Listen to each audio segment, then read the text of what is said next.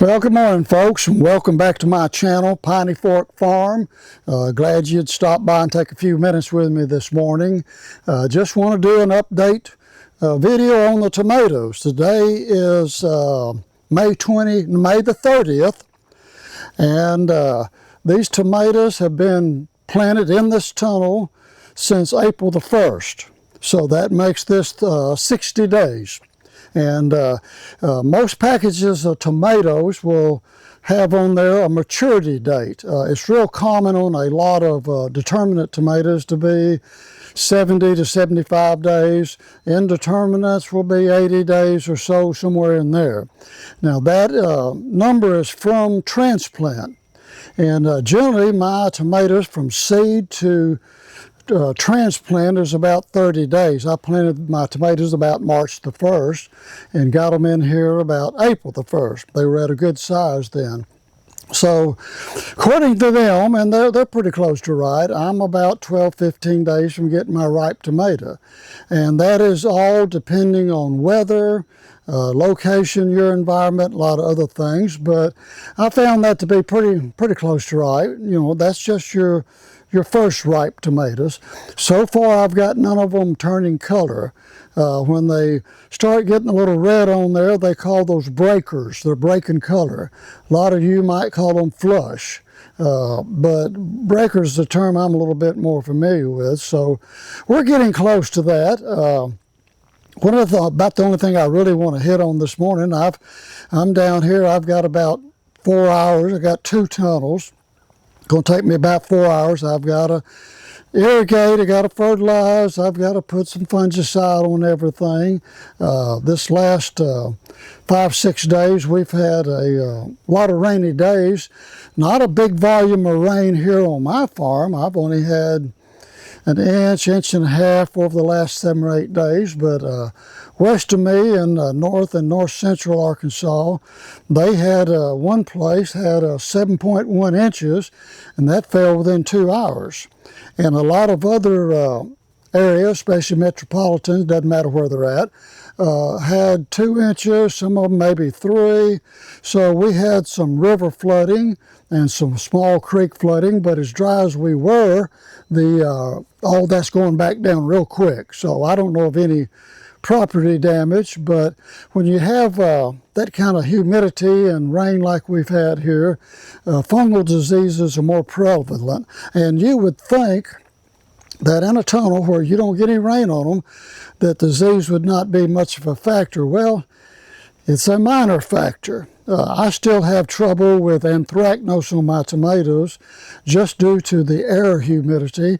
And of course, I'm in a valley, so early in the morning, fog sometimes will come in here. And it's just the temperature perfect environment, so I'm going to fungicide today. And I'm going to show you something here in just a minute. I want to talk a little bit about nutritional needs and diseases. When you look at a tomato leaf, and you may see a disorder on it. And it's not always easy to understand what's going on. I've been doing this over 15 years in these tunnels, and I still hadn't got it figured out. I just recently sent off some leaf samples. Wasn't sure if my plants were where they ought to be, so I sent the leaf samples off to it's called Waypoint Analytical in Memphis, Tennessee. And they take your leaves and diagnose them. They actually dry them out and put them through some machines and test. I don't know. That's beyond my pay grade, but I trust them. And sometimes I'll use the University of Arkansas, but university is pretty slow about things, and I don't blame them. I mean, it's just the way it is. But I want to find out really what's going on at this stage, because I'm really putting on a lot of fruit, and if I need to add something to the soil, more of this, less of something, well then this is the time to know right now, because I'm going to be into major production. So sent the leaf sample off. I'll probably get results maybe Monday or Tuesday. In the meantime, I've got to fertilize, and I'm going to just kind of keep on the program I've got. I don't really see any problems there, but I had a couple of plants with just a little bit of some I don't know what you'd call it, just necrosis, just the leaves are just not quite right. And I've been doing this long enough to know you can look at a leaf and they all, to me, look almost the same. Whether it's except from, I can tell lack of phosphorus, but do I need to add sulfur? Do I need to add potassium? Is there a manganese problem or magnesium? Too much, I can't tell that just by looking at it. I've gone online, looked at all them pictures. There's too many of them that look exactly the same for me to make a diagnosis. So you've got to send someplace. And other people, I mean, I was on this Facebook group here until recently called Tomato Growers, and people, I don't blame them, they don't know. Some of them are brand new at growing tomatoes and they just don't know. And so I did a video to try to explain some things to folks, and I guess the administration didn't like it, so they blocked me and kicked me off. And I'm okay with that because I don't think there's anything that I can learn from them folks. I just want to be a help to them. But when it comes to diseases, it's a little easier. I've got down in my field, I only got one plant so far, bacterial speck, pretty easy. I've got pictures of all that. And most time you can tell early blight, things like that, they're pretty easy to diagnose. And of course, with tomatoes, as you should know, it's about preventative. So you get on, if you got several tomatoes, let's say you've got 25 or more, you ought to be on a spray program just to prevent it, because once you get it, it's already doing some damage to the plant and you're already in trouble. It's going to affect your harvest. So I like to stop all that. I have not had early blight in 15 years. I don't remember having early blight in a very long time, but I do occasionally get some anthracnose, and so, but I'm going to pick this camera up and I'm going to show you a leaf, and it's really the only one that I know of in this tunnel, and give you some an idea, and I'm going to show you some of the lower leaves. Now, it's really common, and I don't know that anybody's ever explained it where I understand it, but on the bottom leaves, for the first 30 days, you're in pretty good shape.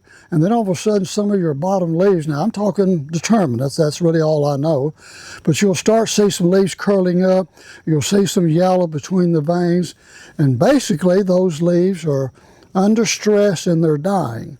And it was explained to me by somebody that the plant is taking any nutrients, not putting any nutrients to those lower leaves, is feeding the top part of your plant. So that's where you want to look when you're judging your plant, 50% of the plant upwards. Really get up there and look, and if the leaves are doing good there, leave the plant alone, just continue to do what you're doing. But on these bottom leaves, it's not uncommon for them to, I think it's called abiotic, which I believe means dying or something. But if you want to go in there and cut those bottom leaves off, no problem with it. They're not doing anything. You could cut them off. I've got too many plants to be cutting on them. I've got better things to do, so I just leave them alone. But it would help your airflow a little bit. So let me pick up the camera, and I'll talk to you just a little bit with the camera. Hang on.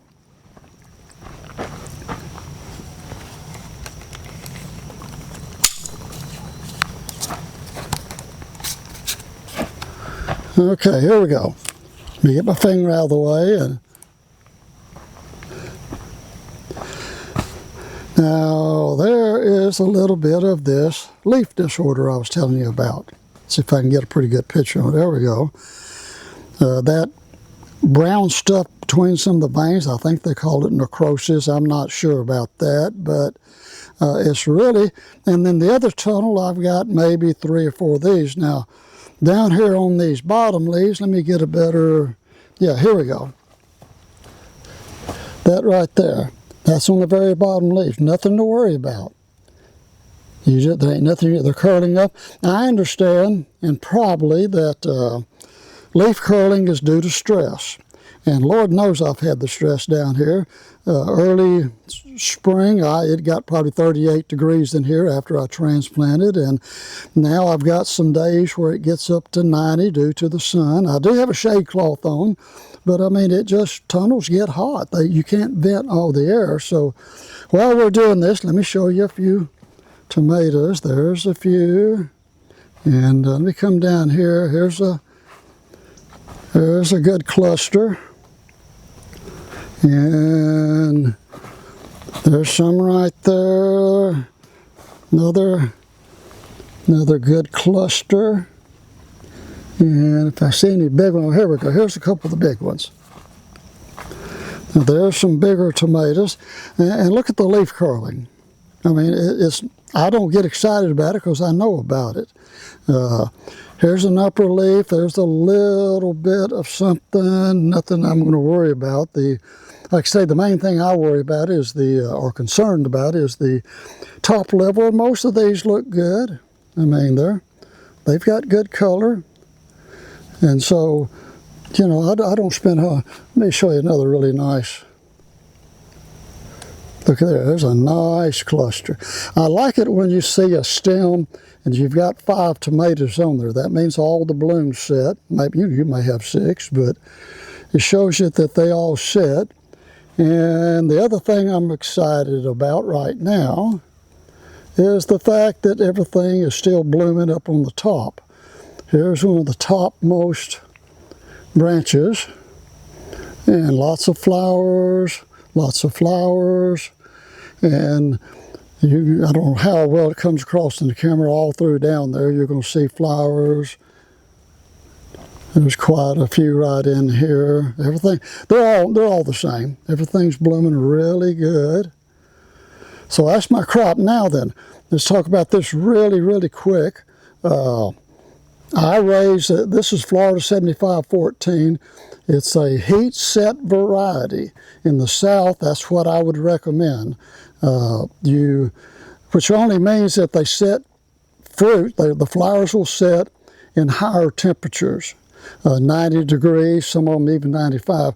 Problem we're going to have soon, and if you're in the South, when we get out of some of these cooler days and start getting consistently 90 degrees, and let's say it gets to 75 at night, that nighttime temperature hurts you on setting flowers.